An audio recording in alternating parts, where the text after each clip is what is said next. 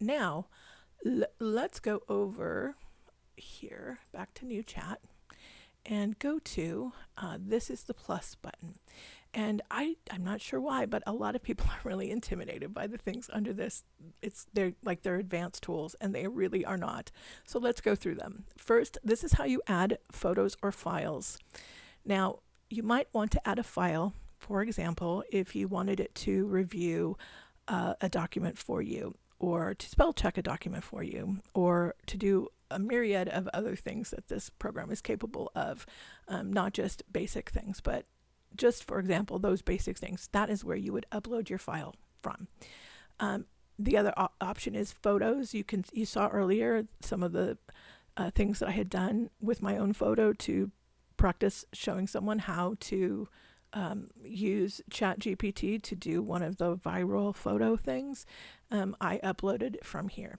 Now, when you go to upload from here, it's going to just be your local files, unless you have something else. If you have a network or your phone linked to your computer, is just going to take you to your local files. It's not going to add somebody else's files, and your files are not going to be given to anyone else. It is perfectly private. This next is take a screenshot. That is nice if you are in a hurry. If you just you want to be able to save it in a photo format for some reason. It's just a fast way to save your information. Take a photo obviously only works if you are with something that is connected to a camera. So your phone or your laptop or at your computer if it has a web camera. Next, and again, you would use it probably most likely if you were just trying to get chat to alter a photo for you. Down here is create an image. That is the same thing as this that says images over here. And why they call it two different things, I do not know. I just think they want to confuse people, but they are the same exact thing. They will take you to the same place. Now, thinking underneath that is when you want chat to give you a more in-depth answer. So generally speaking, when you ask it something, it's going to give you a paragraph or two answer. It will give you a general overview, in other words. If you want more information, you're going to click on thinking, and it's going to take its time to get you a little more data. It's not the same as deep research, which is the next one. And you're going to see you can see I've hovered over deep research, and over here it says 5 left, more available on. It's based upon when you use them, when you get more, but it is because it takes so much of their hardware networking time and bandwidth. They limit the number that you can use because ChatGPT is the world's most popular AI. It was, I think, the very first one that was offered to the general public.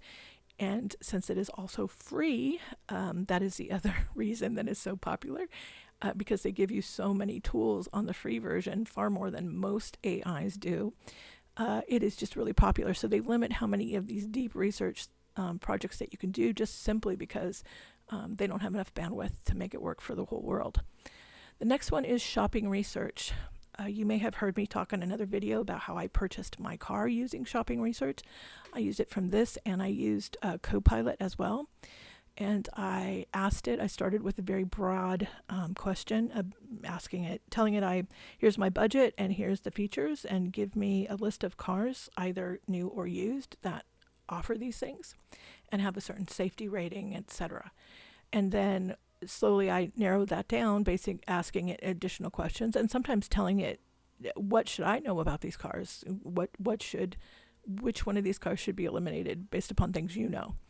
So I was able to go all the way down to 3 cars, and then I asked it what was available in my area, and that took it down to 2 cars, and then I asked it some additional questions, and we took it down to the final car.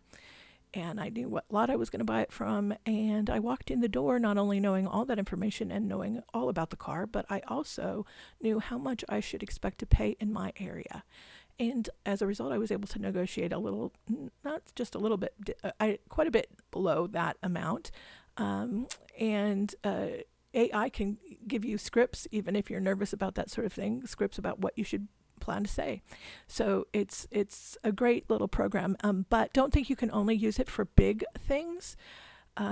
For example, let's say you tell it, we're a family of 4 and we want to buy an air fryer, and please look at features and warranties and under this price, and please tell me the top 3 in my area that I can purchase in person that I should be considering.